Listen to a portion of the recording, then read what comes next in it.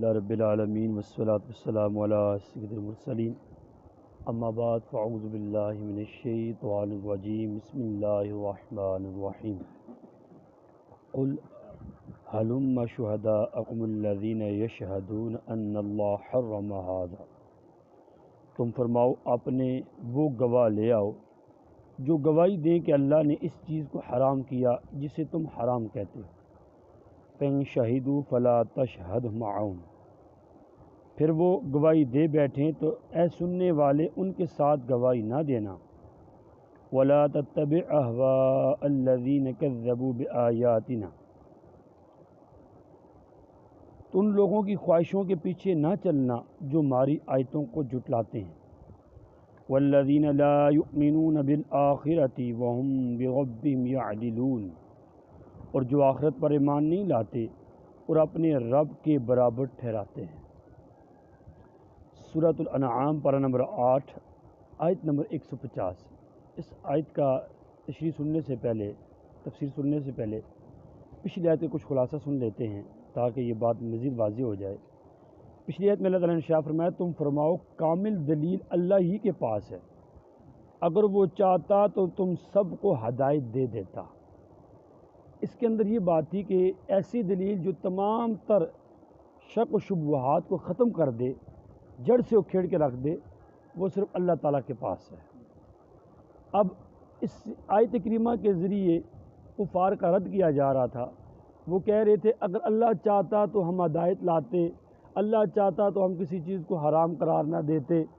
تو اس بات کی طرف اشارہ کیا جا رہا ہے اللہ کی حکمت یہی ہے کہ بندے اپنے اختیار سے ایمان لائیں اور اس کے احکام کی تعمیل کریں، ورنہ اگر وہ چاہتا تو جبراً سب انسانوں کو مومن بنا دیتا، لیکن یہ اللہ تعالیٰ کی حکمت میں نہیں۔ اس لیے ان کا یہ کہنا کہ بالکل لغو ہے، اگر اللہ چاہتا تو ہم مشرک نہ کرتے اور نہ ہمارے باپ دادا بحیرہ وغیرہ کو حرام قرار دیتے، کیونکہ اس قسم کا جبراً ایمان جو ہے جبری ایمان اللہ تعالیٰ کو مطلوب نہیں ہے۔ اللہ چاہتا ہے کہ لوگ اپنی عقل سے کام لیں، حق اور باطل کو جانچیں، کھرے کھوٹے کو پرکھیں، انبیاء کرام کی تعلیمات اور شیطان کے وسوسوں میں فرق محسوس کریں اور اپنے اختیارات سے برے کاموں اور بری باتوں کو ترک کر دیں اور شیطان کا انکار کر کے اللہ پر ایمان لانے کو اختیار کریں، اور وہ جس چیز کو اختیار کریں گے اللہ اسی چیز کو پیدا کر دے گا۔ اس آیت میں یہ بھی پتہ چلا، اس آیت سے ایک گمراہ فرقہ گزرا ہے قدریہ جبریہ، کہ وہ کہتے ہیں کہ ہم مجبور محض ہیں، بس جو لکھ دیا ہے ہم کرنا ہی کرنا ہے، ہمارے اختیار میں کچھ نہیں ہے۔ اس کا بھی کیا کر دیا گیا ہے؟ رد کر دیا گیا ہے۔ اللہ نے بندے کو اختیار دیا، بندہ اپنے اختیار سے کفر یا ایمان کو کیا کرتا ہے؟ اختیار کرتا ہے۔ آئیے اگلی آیت جو ہم نے تلاوت کی ہے اس کو سنتے ہیں۔ فرمایا تم اپنے گواہ لے آؤ۔ کس بات پر گواہ لے آؤ؟ اس بات پر گواہ لے آؤ، گواہی دیں کہ اللہ تعالیٰ نے اس چیز کو کیا کیا؟ حرام کیا ہے۔ اللہ تعالیٰ نے کفار کی تمام حجتیں باطل فرما دیں۔ اب بیان فرمایا ان کے پاس اپنی بات پر کوئی گواہ بھی نہیں۔ اے محبوب صلی اللہ علیہ وسلم آپ ان سے فرما دیں تم سچے ہو کہ اللہ تبارک و تعالیٰ نے فلاں چیز کو حرام کیا، بحیرہ کو حرام کیا، فلاں کو حرام کیا، تو اب اس بات پہ کیا کرو؟ تم گواہ لے آؤ، اپنی گواہیاں کیا کر دو؟ قائم کر دو۔ فَإِن شَهِدُوا فَلَا تَشْهَدْ مَعَهُمْ، پھر فرمایا جا رہا ہے اگر یہ باطل طریقے سے جھوٹی گواہی قائم بھی کر دیں، لیکن اے سننے والے تم ان کی جھوٹی گواہی میں ان کا ساتھ نہ دینا۔ یہ جھوٹ بول سکتے ہیں، باطل طریقے سے اپنی خواہش کی پیروی کرتے ہوئے جھوٹی گواہی قائم کر سکتے ہیں، دے سکتے ہیں۔ جب یہ جھوٹی گواہی دینے پہ آ جائیں تو اے سننے والے تم نے ان کی جھوٹی گواہی میں ان کا ساتھ نہ دینا، ان کے پیچھے نہ چلنا۔ ان کے پیچھے جو ہماری آیتوں کو کیا کر رہے ہیں؟ جھٹلا رہے ہیں، اور جو آخرت پر ایمان نہیں لاتے اور بتوں کو اپنے رب کے برابر ٹھہراتے ہیں، بتوں کو معبود مانتے ہیں، شرک میں گرفتار ہیں۔ اس میں تنبیہ یہ ہے اگر کوئی ایسی شہادت دے بھی دے تو وہ محض خواہش کی اتباع اور کذب اور باطل ہوگی۔ آخر میں ایک بات پتہ چلی کہ جھوٹی گواہی والوں کا ساتھ نہیں دینا چاہیے۔ اس سے معلوم ہوا جھوٹی گواہی اور اس کی تصدیق حرام ہے، جھوٹی گواہی دینا بھی حرام ہے اور اس کی تصدیق کرنا بھی کیا ہے؟ حرام ہے۔ اسی ضمن میں کچھ احادیث مبارکہ ہم سنتے ہیں، اس سے معلوم ہوا اس کی یعنی کہ جھوٹی گواہی بھی حرام، اس کی تصدیق و تائید بھی، اور جھوٹے آدمی کی وکالت بھی، کیونکہ گناہ کے کام میں مدد کرنا بھی گناہ ہے۔ احادیث مبارکہ میں اس پر سخت وعیدیں آئی ہیں۔ ایک حدیث پاک ہے جو کہ معجم الاوسط کے حوالے سے حضرت عبداللہ بن عباس رضی اللہ عنہ راوی ہیں، نبی کریم صلی اللہ تعالی علیہ وسلم نے ارشاد فرمایا، جس نے کسی ظالم کے باطل کام پر اس کی مدد کی تاکہ وہ اس کے باطل کام کے ارتکاب کی وجہ سے حق کو باطل کر دے، تو اللہ تعالیٰ اس کے رسول صلی اللہ تعالی وسلم کے ذمہ سے بری ہے۔ اب ذرا غور کریں، جس سے اللہ اپنا ذمہ اٹھا لے، پیارے آقا اپنا ذمہ اٹھا لے، تو وہ دنیا میں کیسے جی سکے گا؟ وہ کیسے رہ سکے گا؟ کیسے خوش رہ سکے گا؟ قبر میں کیسے خوش رہے گا؟ جس سے اللہ اور رسول اپنا ذمہ ہی اٹھا لیں۔ اور یہ کس کے لیے ہے؟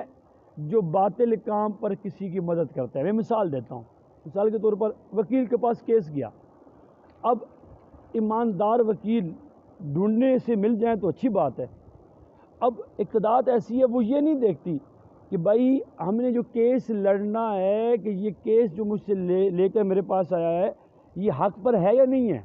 مثال کے طور پر زید ہے، وہ وکیل کے پاس جاتا ہے، بھائی میں نے فلاں زمین پہ سٹے کیا ہوا ہے، حالانکہ اس کی زمین نہیں ہے، اسے کنفرم پتہ ہے کہ اس کا حصہ بنتا ہی نہیں ہے، سٹے کیا ہوا ہے، یہ زمین کسی طریقے سے کیس لڑ کے میرے حوالے کر دو، آپ جتنی مرضی تم رقم مانگ لو۔ اب اس نے پیسے دیکھنے ہیں، اس نے یہ نہیں دیکھنا کہ یہ غلط کام کروا رہا ہے، اس نے یہ نہیں دیکھنا کہ یہ غلط ہے، اس نے نہیں دیکھنا یہ حرام ہے، اس نے یہ نہیں دیکھنا کہ اس کے ذریعے کسی غریب پر ظلم ہوگا، کسی مظلوم پر ظلم ہوگا۔ وہ کہے گا ٹھیک ہے، آپ اتنی رقم دے دو، میں کیس لڑتا ہوں، تم جیت جاؤ گے، جتنا بھاری وکیل کرو گے اتنا کیس مضبوط ہوگا۔ تو اب یہ کیا ہے؟ ظلم پر مدد ہے۔ ظلم پر کیا ہے؟ یہ مدد ہے، گویا یہ حق کو باطل قرار دینا چاہ رہا ہے۔ تو ایسے بندے کے بارے میں پیارے آقا صلی اللہ تعالی علیہ وسلم نے ارشاد فرمایا، یہ بندہ ایسا جو حق کو باطل قرار دیتا ہے کہ اس سے اللہ اور اس کا رسول جو ہے اپنے ذمے کو کیا کرتے ہیں؟ اٹھا لیتے ہیں۔ اچھا، اسی طرح ایک اور حدیث پاک سنتے ہیں، حضرت عبداللہ بن عمر رضی اللہ تعالیٰ عنہ راوی ہیں، پیارے آقا صلی اللہ تعالی علیہ وسلم نے ارشاد فرمایا، جس نے کسی جھگڑے میں ناحق مدد کی وہ تب تک اللہ کے شدید غضب میں رہے گا جب تک اس مدد کو چھوڑ نہیں دیتا۔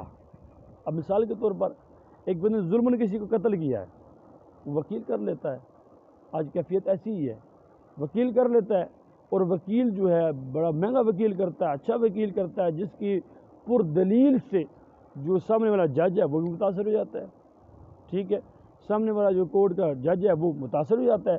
اب وہ پرمغز دلیلیں دیتا ہے، چاہے وہ غلطی دے رہا ہے، کہ اس کا ایک نام چلتا ہے، اس کے پاس الفاظی ہے، اس کے پاس ایک انداز ہے جس سے وہ سامنے والوں کو قائل کر لیتا ہے، مد مقابل جو خصم ہے اسے جیتنے نہیں دیتا۔